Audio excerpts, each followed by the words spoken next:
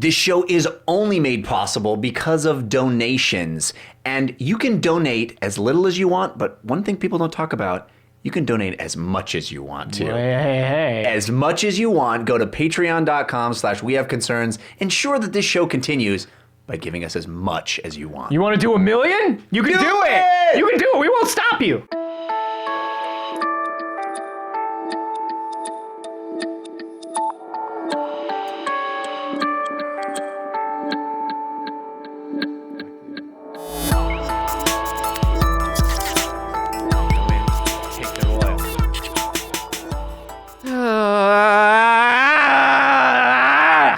Yes. Let it out. Let it out. And then Leonard Cohen last night. I know, right? 2016 just wants... And then Leonard Cohen. What does it want, 2016? How much blood? A lot. How much blood? How many tears, 2016, do you need before you're sated? All the tears. Last night I tweeted that I think 2016 is maybe actually a physical monster at the center of the earth.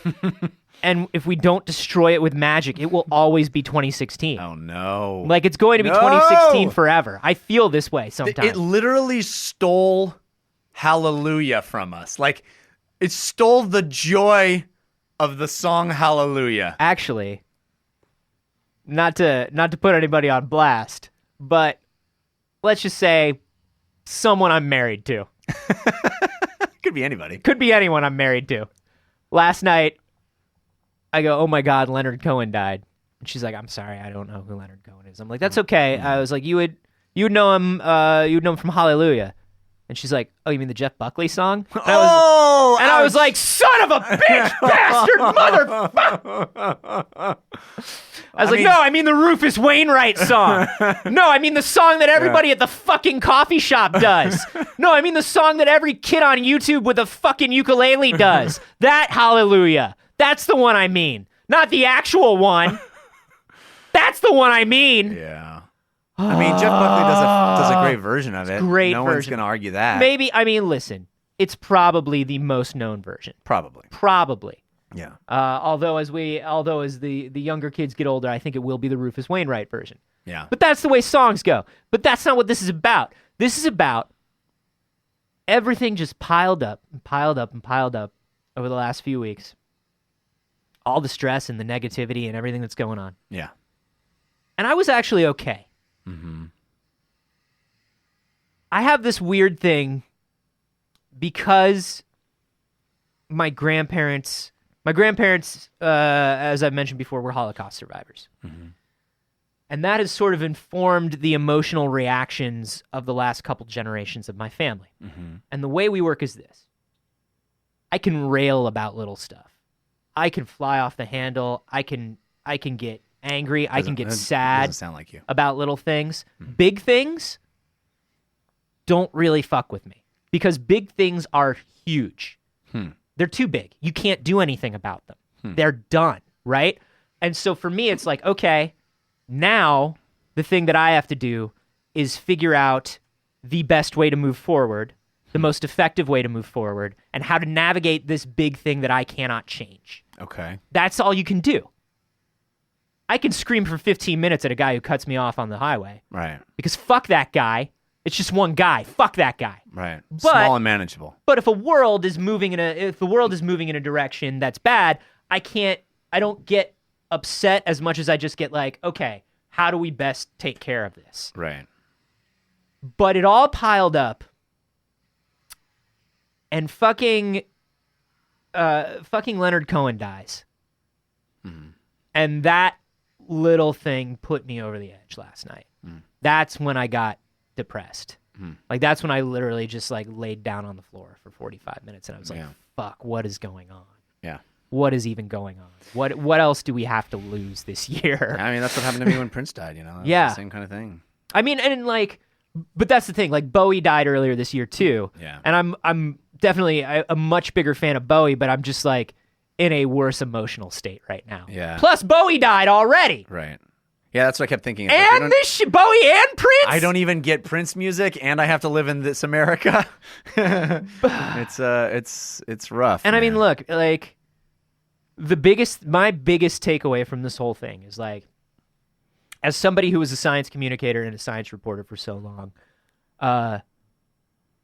we are moving into a 4-year period where it's going to be very hard to have the sort of progress that we've had in science, in things like climate change, in things like alternative energy, in everything. Bleak. It's I heard Ben Carson for Secretary of Education, yeah. which is Ben Carson, who thinks truth serum is literally real. yeah.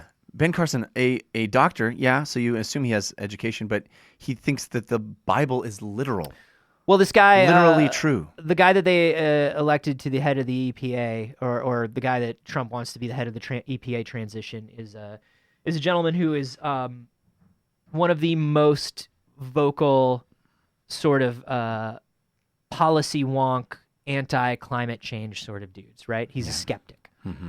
So I mean, there's a lot of stuff that's being put into place right now that that falls against the things that were real progress, I think, over that. But my biggest takeaway from all this is, you can only ignore rising tensions for so long, and you can only combat rising tensions with smug superiority and a general feeling that they work themselves out for so long. That's the biggest takeaway. Is I hope people take that away.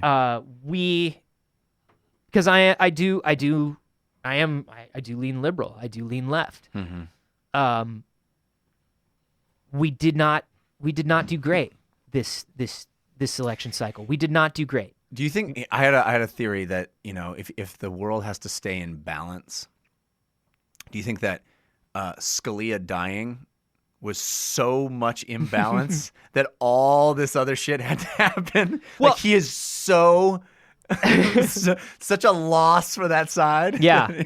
He has such a point of intense right wing. There is always a period of reaction to take like what you're saying and put it into like some actual like concrete like terms. Like there is always reaction and rebounding from periods of reconstruction. Equal and opposite. Right? So this is what happens. Anytime there is too much progress in one direction, Yeah. there is a reaction from the other direction because their stresses build up. Right.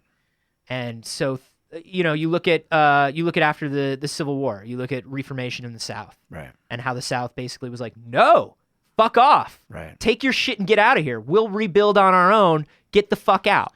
There is this thing where it's like, Yeah. But the thing that bothers me so much about all of this is that was happening at the same time that there was this incredibly smug complacency on the left yeah, that said, I don't need to show up. we don't need to I don't need notice to that this care. is happening. Yeah, I don't need. You know what? If I can't have Bernie, then fuck you guys. There's this, You mean in terms of that? well, the whole Maybe. there's a smug complacency of just assuming that progress is going to continue. Yes. And assuming we're fine. And you know what? Honestly, I know I'm a white male saying all this, but women, I had many conversations with my wife asking, like, why don't women rally around the first woman president? And she kept saying, all of us kind of felt like it's a foregone conclusion that a woman's going to be president. It's not an accomplishment. It's not a moment of equality or it's just how the world works now. We are going to be in the conversation. Well, and I think like to look at Barack Obama and be like, well, was everybody rallying around the first black president? It's like, yeah, to an extent, but it was also a guy whose policies and ideals were really matching with a huge portion of the voter base that didn't really get hyped up. Right. Never really had gotten hyped up. Right. And his ideas spoke. So you know what I mean? It's a mix of the two things. Right. Like, yeah, like I voted for Hillary. I wanted the first woman president. I did.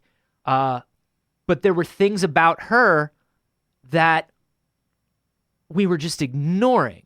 That we thought and it's this complacency that you're talking about, where it's like, for the last 20 years, the left has said, like, suck it up, globalization is a thing, right? And when you say that to people who live, like in my family, who live in Louisiana, who live in Ohio, Right. who live in Michigan, like places like that, and you say, suck it up, globalization is a thing, there's no way around it, those people then go, okay, but what do I do? Like, what do I do when the factory's closed, when the businesses are closed? Right. You keep telling me globalization is a thing and I have to deal with it, but like, fuck you, this is not dealing with it. Right. And they have no I have tools to keep do the it. light. I have to keep the lights on. No one's providing them tools to deal with it. No one is doing it. We Right. can say, like, we're gonna refactor these factories into building like clean energy and retrain these people into doing this stuff, but then those programs never came. Right. Right? Those programs never came, and those were supposed to be democratic initiatives. So, and then to top that off, you do have this thing that came out of the Southern strategy, which is this money ball that the GOP plays with single issue voters. Right? Sure. The left is always much more about holistic ideology. Yeah. Whereas, like, the GOP has gotten very good at speaking to single-issue voters, which is why sometimes the GOP platform feels very all over the place Yeah. and non-cohesive, is because in a lot of ways, their candidates aren't speaking to something that's cohesive as much as they're speaking to, okay, you want no abortion, good. Okay, you want no free trade, good. Like, they're speaking, okay, but you want, Right. like, this and this and so they speak to these particular people who are known to be single issue voters. If you are an evangelical in the Southeast, you for sure vote for the pro-life candidate. Yeah. There's nothing you can do. From your point of view, there's nothing else you can do other Right. than vote from the pro-life candidate. Is that dumb? Right. I mean, yeah, from our perspective, that's dumb. From the perspective of you and me. Right. The problem is, the problem is not whether that's dumb or not. The problem is why wasn't the left speaking better to those people and trying to make them understand all the other better things that are happening, or Well, that's how always been this the isn't problem. like, People vote against their own economic interests all the time because that there's a barrier to that communication. For some reason, trying to tell people, hey, the party that actually wants to improve the education system for you, wants to raise your minimum wage, wants to make, like, legitimately has your interests at heart, for some reason doesn't come through. Yeah. That doesn't break past that barrier. Well, there's And a I think the single issue, if you're talking about single issue voters, I think there are probably a lot that vote pro-choice no matter what, or excuse me, pro-life no matter what. But I think the single issue is fear. Mm-hmm. I think that the left, and specifically people on the coasts, who are really in the places that should be afraid, like the places that are actually targeted in attacks, are the people that I think are the least concerned about it in a large sense. We don't get how scared the rest of the country yes, is. there's And a that when- hierarchy of needs thing going on, Yeah. right? You and I, and a lot of the people that we know, live in larger and more affluent urban areas where we make enough money to keep the lights on, maybe put a little bit of money away so you can have your first kid or whatever. Yeah. And so that's taken care of. And so because that's taken care of, we have time and the emotional stability to think about more abstract issues. But when I was growing up, we didn't answer the phone because it was a bill collector. We were not allowed to answer the phone. Yeah. The one bill we paid on time was caller ID. So we knew when a bill collector was calling. Yeah. Half the time I would come home and my electricity was off and I would have to call the electric company and barter for another few days of electricity when I was like 12 years old. Yeah. Like, my family in Louisiana, everything they had was wiped out by the hurricane and they're trying to rebuild. My family in Cleveland, they're just watching the job market disappear. There are no jobs. Right. So you can raise the minimum wage as much as you want. Nobody's working. Right. That's not a real thing. So for those people, it's like when you say, like, well, these people need to need to think more long term and think more global and do all this stuff. It's like, motherfucker, the schools are closing down and I can't drink the water. Yeah. Eat a dick. Now, I'm not saying there aren't a lot of people that rallied around Trump because just like speaking to single issue voters, there was a lot of dog whistling and winking at some very nasty groups of people. Completely. But the problem is not the people that voted for a third party candidate. The problem is not the people that were complacent, because man, it's hard not to be complacent, because I these think that two is the parties problem. are like fucking, the two party system is fucked. The problem is like, hey, we didn't put somebody up who was speaking to those people. We didn't put somebody up who I don't know about that, dude. I don't know about that. The creation of who she is, I don't think has much to do with the truth of who she is. Yeah. Maybe a little bit, but honestly, like, there is no doubt to me that from a policy perspective, she would speak to those concerns. She literally would. Now, this idea of who she was, that she's corrupt and that she's in the pocket of big business and all that stuff, that narrative plays against that. But if you look at her actual platform of what she was planning to do, but people were saying from go they weren't going to look at it.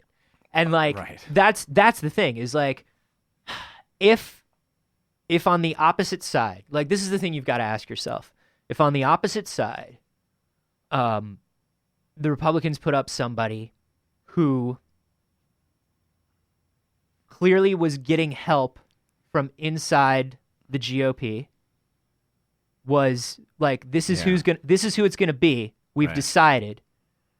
And then the head of the GOP had to step down. right, The head of the RNC had to step down right, because it was proven that they were pushing for one person. yeah, And then that RNC head was hired by the candidate that person was clearly pushing for. Mm-hmm.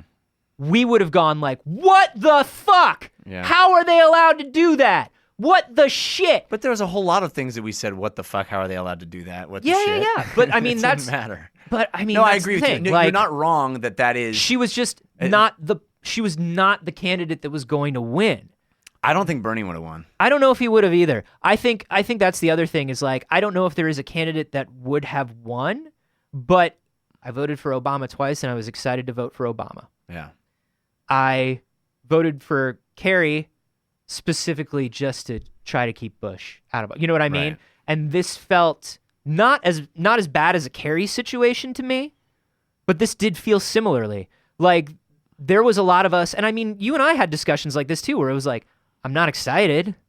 Like, I'm not excited. But why do you Like- have to be fucking excited? Like, I don't know. There's a bit of a popularity contest-ness to it that I find distasteful. In that, like, here's this fun TV personality that makes me laugh, and even on the left, we're like, look at this clown. Look at how much joy we have, and MSNBC plays every speech he's ever done and in its entirety, and all of that reality TV-ness. Yeah. is true. Well, that's that's another huge factor, right? Like, there are things that are working. I think there are two big things that are working against us in a long term, not just this time, but over the next 20, 30 years, are working against us hugely, like in a really bad way. Like, I think you mean Bigley. Bigly. The last time, who was the last third party candidate to be president? Was it Roosevelt? Was it Teddy fucking Roosevelt? Like, the last time somebody, like a third party candidate, got a decent chunk of the vote was Perot. He got over 11%. Yeah. We have broken this thing into such a two-party system where it's like people feel forced into choice. So we have this system that's breaking down via the Electoral College, via delegates, via two-party system. And then we have media changing in a way that it has not changed since the advent of television, right? There were two big things going on this election. You and I are on social media all the time. You're probably on Facebook a lot. I grew up in Florida. I have family in Louisiana, Alabama, I should have seen more pro-Trump stuff. I didn't. We are being served by the algorithm. Right. Television It's a bifurcated country. is a giant is this giant lumbering, many-tentacled beast that is in the throes of death. So what do they need? They need a horse race. Of course. They need a horse race. right. So Drama. So any little drama. So like you're saying about Clinton, any little drama about Clinton, and some of the dramas about Clinton are not little. Right. Like, you know what I mean? Right. Like I think Trump is so bad that I think we see Trump as so bad that we are minimizing things as just being like career in politics that are like, dude, this is kind of shady. It's kind of shady. So television needs to amplify those things because they need you to keep watching, yeah. right? Why do they keep covering Trump? Why do they keep making a big deal of this Hillary stuff? Because it's fucking interesting. That's Well- why. And I'm hoping. Yeah, I guess. I don't think big media is going to change. I don't think television media is going to change. I'm hoping what changes is more people really look to cite their sources in their own life and really look for alternate media outlets in their own life. Maybe. I fear it's the other direction. I fear that this is the beginning of true celebrity culture in politics. That this is, I mean, but they said that about Reagan. well, I mean, you could argue that Obama was the rock star candidate. You could argue that he was the celebrity candidate compared to McCain and Romney. Right. You could argue that since Reagan, you know, W was the fun, freewheeling, fun-loving guy I want to have a beer with. Sure. Like that it's true that really did begin, you know, the march toward just who's the guy I like. And we just don't like Hillary as a country. We just don't like her. And I don't think that's entirely her fault. I don't think it's entirely not her fault. Yeah. But I don't think it's entirely her fault. And it fucking sucks. But ultimately for me, this comes down to one thing. And it's a lot of things, but it's the biggest thing is people did not show up. Nope. And that is the most galling aspect of it. Yeah. Well, Because You Trump can be basically gall- got the same amount of votes as Romney did. Yeah. It's just the other side just didn't show up. yeah. And but that's what I'm saying is like we need to look at why the other side. Well, we need to look at why they didn't show up. Yeah. No, and a lot of it has to do with the candidate. I'm not denying that. Yeah. But a lot of it has to do this weird smug complacency thing where it's like we just assume progress is marching forward and gays are getting rights and transgenders getting rights and Yeah. all the rights are just flowing from a well and it's a nonstop and it's just the flow of progress and we don't have to do anything. Well, guess what? You're going to see it all marched back. You're going to see an entire 8 years of a presidency get completely erased. And what do we do then? It's going to be a really terrible time, I think, for people that care about progressive values. It takes 3 times longer to clean a room than it does to make it a mess. You know what I mean? Yeah. You know what I mean? Like you No, let 100%. you let the dishes pile up for a day, and you know what I'm saying? Like it gets hard, and I think I'm not going to mince words, and I don't want anybody listening to think because I'm playing devil's advocate or trying to see all the little facets of this thing that I don't think that this guy is a bad idea. Yeah. Because I do. Where I stand is this guy is a bad fucking idea. Right. Well, let me also state for the record. I know it's the end of the episode rather than the beginning of it. We probably should have started here. But my position is this: if you voted for Trump, you're not my enemy. I think that he and everything he stands for, I stand opposed to. Mm-hmm. But I also don't believe that not my president is a useful. And I don't think that's particularly patriotic, and I don't think it's particularly useful. He won fair and square. Yeah. Right? Part of the biggest things that I objected to in his campaign was the idea that he would somehow reject the results of the election if he lost. I will not do that. I will not stoop to that place. He won. We have to move forward. He is my president. I find him distasteful and everything he stands for distasteful, but I will not root against him. I want the country to do well. I am a patriot. I do believe in the goodwill of my fellow man, and I hope beyond hope that good comes of this somehow. But it's going to be hard. I think for me, the silver lining of this thing is, and you're right, the protest, we should continue to protest any decisions he makes that are poor. Right. Absolutely. Right. I do not like this guy that he is making the transitional head of the EPA. Oh, I do his not. entire team. I Is do terrifying. not like the person that he is helping. The guy from Arizona that he just appointed to like help transition. That was the guy that created the Papers, Please law in Arizona. Basically, you know, like he is putting. Thiel supposedly is going to be on the transition team. There's a lot and of stuff Bannon going on. might be chief of staff. It's These insane. are decisions that we can protest. Yeah. These are concrete things that we can protest. You know, when I started this thing out in the beginning and I was like, it's too big. Yeah. I don't feel anything about this because it's too big. These are the small things that we can protest, that we can take action against, that we can disagree with. He won. Yeah. That's the thing. And you can be like, well, he only won because of the Electoral College. Cool. Great. So now, instead of being like, get rid of him, he's not the president, he only won because of the Electoral College. Now what we need to do is go, well, what's the process that we need to take as a population Right. to reform the Electoral College? Is that possible? How do we do that? Right. You know what I mean? Like, these are the things. To go out and be like, fuck Trump, this fucking, fuck whatever, fuck. Cool, be angry if that's where your motivation comes from. I understand motivation from anger. That's half of what I am. Anger, sadness, sometimes a little hungry.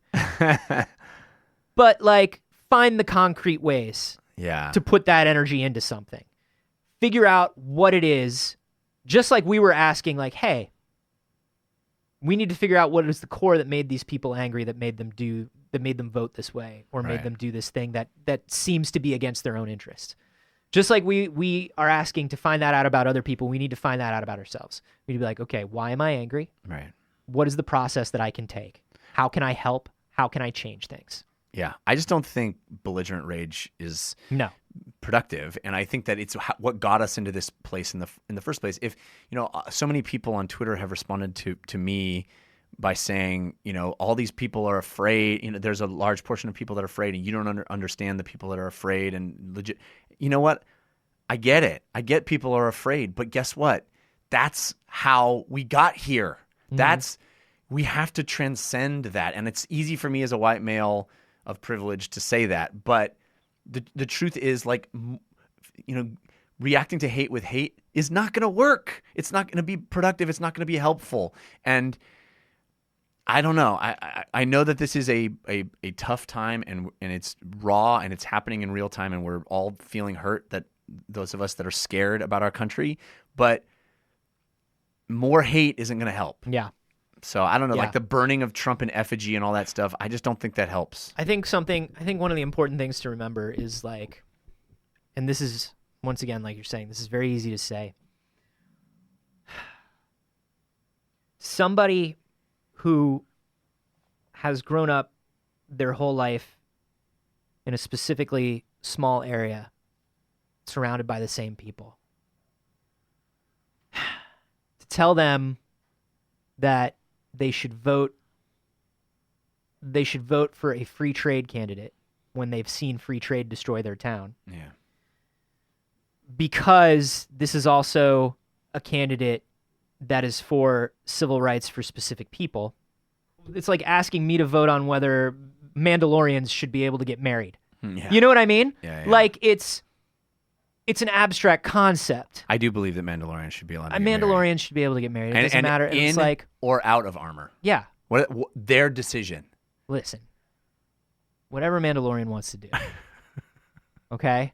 But you know what I'm saying, though. It's like, it's voting, hey, man, should we start letting Klingons on the bridge? It's like, I don't know, dude. A Klingon scene's super bad. It's like, yeah, but you've never met a Klingon, dude. Right. Some Like- of them are Worf. Yeah, Worf. Think about Worf, guys. But that's what I'm saying is, like, you vote for the things that you find concrete. You don't vote for the things that you find abstract. Yeah. The more experience you have with different kinds of people in different kinds of situations, obviously the more things you find concrete. Yeah. The trick is to find a way to make abstract issues concrete for more people, and to make more people care about abstract issues. And you've really hit on, I think, the most problematic thing is that we as a people are moving away from one another. We are geographically becoming less diverse and grouping together ideologically into places. And Both in real life and online. Yeah. We find algorithms. The algorithms help us find other people like us. Yeah, and then we move to the coasts where there's people who we can all smugly feel awesome about how progressive we are because we live in San Francisco or Los Angeles or New York City or whatever. And the people in the middle are like, we feel the same way about all the people around us because they're all like us. And then you have these big swaths of country that don't understand one another. Yeah. It sucks. It's tricky, man. It's tricky, and it's like it has not ended well, I don't think, for anyone. No. It's bad. It's going to be real bad. And the trick is keeping our eye on the prize and looking at the bigger picture and figuring out the ways that we can change these things and the concrete small things that we can do in our lives to help shape the larger things that need to get changed and need to get back on track. Wow. We hope this was a little cathartic. We kind of needed to talk about it, and I know it probably offended a whole bunch of people that probably aren't even listening at this point. We didn't even expect to do this as a regular episode. Yeah, it just sort of happened. It sort of happens. We didn't even do the opening. You know how we normally do the zany opening? I think this was going to be the zany opening for a regular episode. Hello, concerned citizens. Hey, I'm Jeff Canada. Wow. We need to make some decisions about whether we're releasing this or not. I think we should. Yeah? Yeah, I do. Okay. Then we'll do it. We'll do it. Boy. This is normally where I say, let us know how you feel on Twitter. You already are. But you already are. But, you know, always remember, we have concerns.reddit.com if you want to speak to other people that listen to the show. We normally put that out there as a place to submit stories for the show, but it is a place for everyone to hang out. And if you want to go and discuss things and chat, that's a good place to do it. Good people. We are on Twitter. I'm at acarboni. I'm at Jeff Canada. And we'll make it. Don't rate this episode.